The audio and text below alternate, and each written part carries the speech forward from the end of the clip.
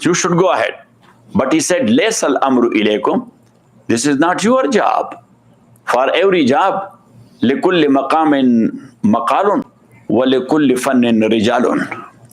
Yes, Arab says that likulli maqamin maqalun wa likulli fannin rijalun. That for every place there is a specific talk.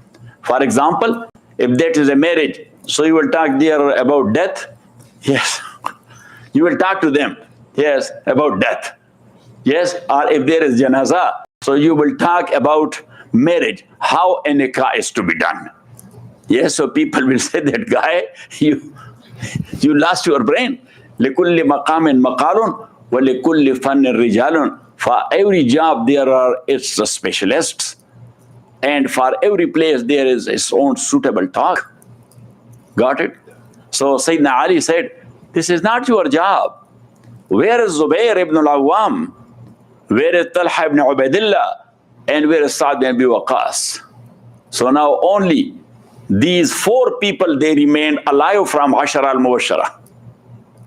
Ali was one of them. So altogether 4. So he asked about those 3. So then the people approached Talha ibn Ubaidillah, Zubair ibn al-Awwam, and Sa'd ibn Abi Waqqas radiyallahu anhum ajma'in.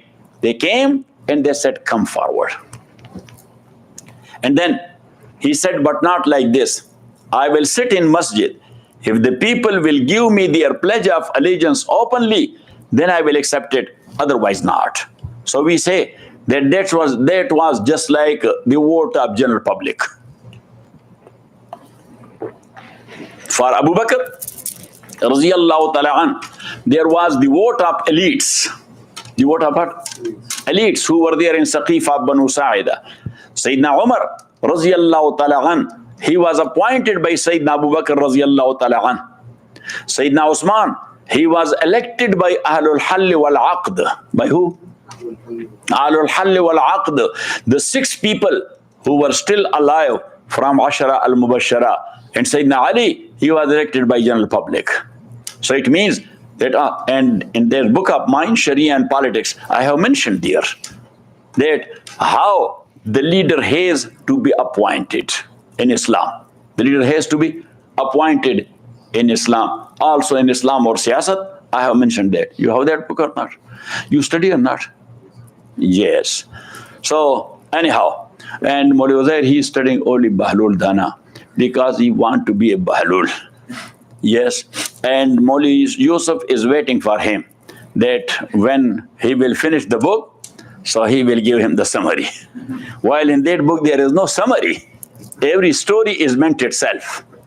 Yes or not? Huh? Yes. How do you like that book? Huh? Great. For Wa'az, that is a good book. Yes? For one khutbah, one story of Bahlul. Got it?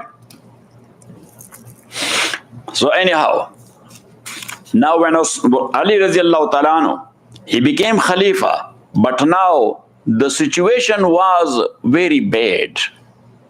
Yes? That those who were affiliated to Usman radiallahu ta'ala anhu, and so most of them, they were in grief. They were not saying anything. If somebody was asking him, who should be the Khalifa, he said, I don't care. Because he was in grief. He was in? And some other, they were in anger. So they were chanting slogans for revenge. Chanting slogan? For revenge. But the thing is that there are 2 things in such like situation. Number 1, feelings and emotions. And number 2, system and law. Got it? So emotional people, they are chanting slogan according to their emotion and their feelings. But sensible people, they are looking into the system and looking at law, that how this matter has to be resolved legally, in a legitimate way. Got it? So now, emotionalism or emotions at that time was asking for killing lot of people. Those who were there around the house of Usman, they must be killed. But this is not the case. Islam does not allow that.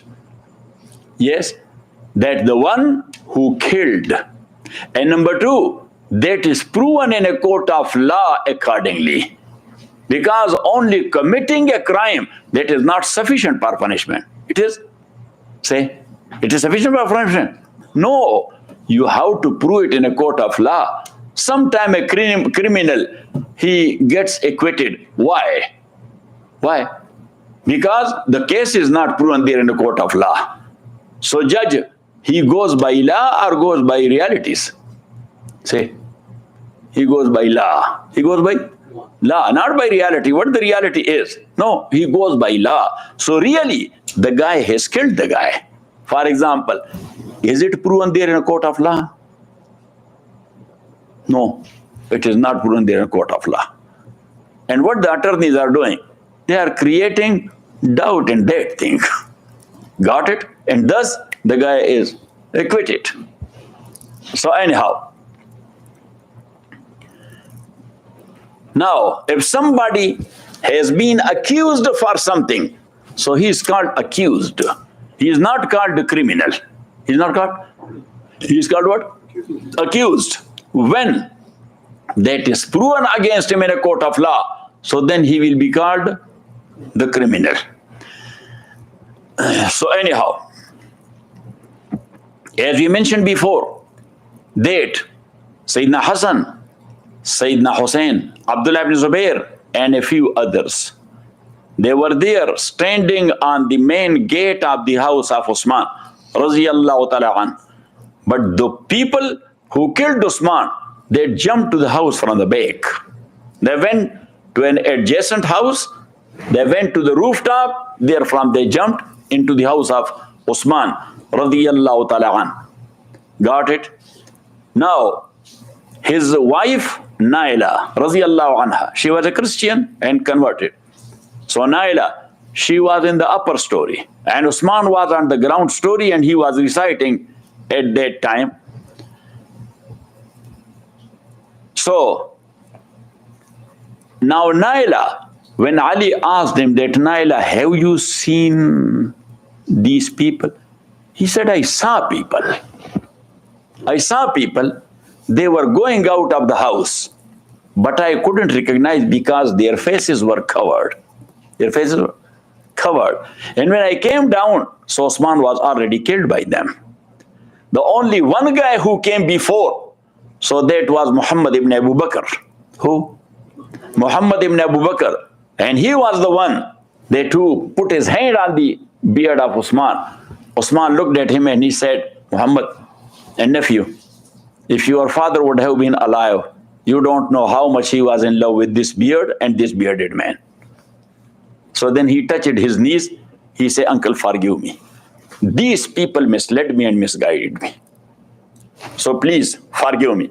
So he turned around, he went out, and he addressed these people that don't do it. Wrong is wrong. You people misguided me.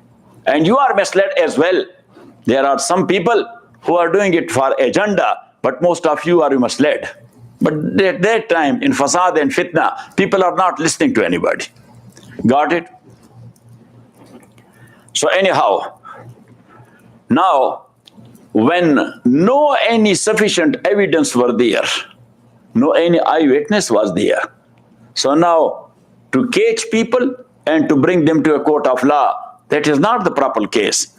And Sayyidina Ali, Raziyallahu ta'ala an, he said that, look, I have two duties now. Number one, to take care of Ummah. And number two, to take care of the state. Got it? Now, in such like situation, when there is no proof and no evidence, if I will start catching people for no reason, lot of fitnas, it will arise. Because I will catch this man, his tribe will stand up. Why you caught him and put him in jail?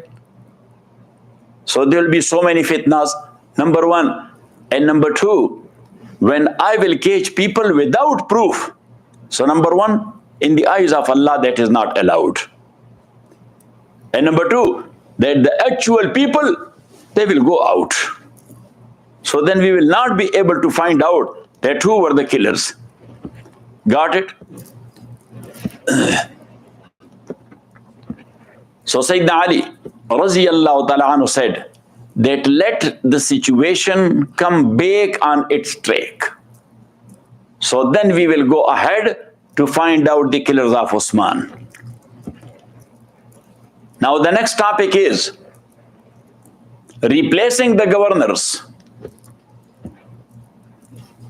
As we mentioned there in the biography of Usman radiallahu ta'ala an, that these mufsideen are these fitnagaran. They used to ask Usman radiallahu ta'ala for the replacement of a few governors.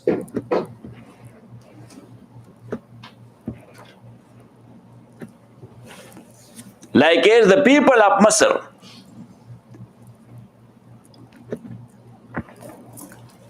they make complaint about Abdullah ibn Abi Sarah, the governor.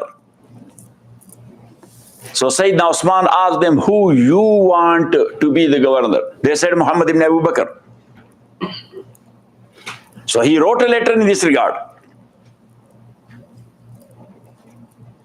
But the mufsideen, they were not strict to their words. They were creating fitna. All these demands were for fitna. And on the top of Fasad, there was Abdullah ibn Sabah, the khabis guy, the dirty guy in history. So now Sayyidina Ali, when he became the Khalifa, was thinking, if I am going to replace the governors, so it will create more and more fitna. Because every governor, he will be having followings.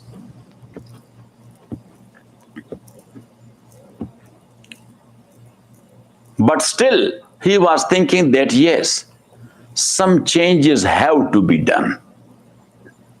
So his well-wishers, they told him, Amir al-Mu'mineen, don't do that. Especially Muawiyah, don't touch him. Because that's very sensitive issue. He is from Banu Umayyah. And Sayyidina Usman was also from Banu Umayyah. So now the mufsideen, they will use it as a lever against you. That look, he is a partner in the killing of Usman. Look, his cousin, he replaced him.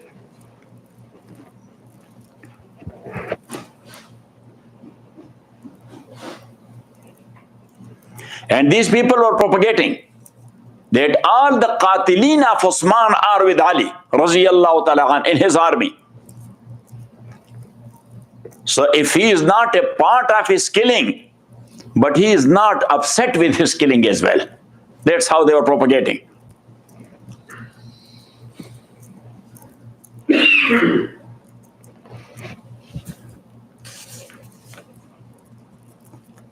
So instead of Sayyid ibn Amir radiyallahu ta'ala an, he appointed Usman ibn Hunayf.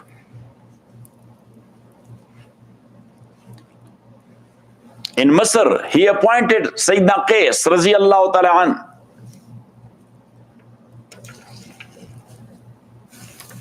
He said to the governor of Kufa and Damascus to resign. The governor of Kufa, he agreed. But Sayyidina Muawiyah, he refused. He said, first, you have to find out the killers of Usman, my cousins. Later on, you can ask me to resign.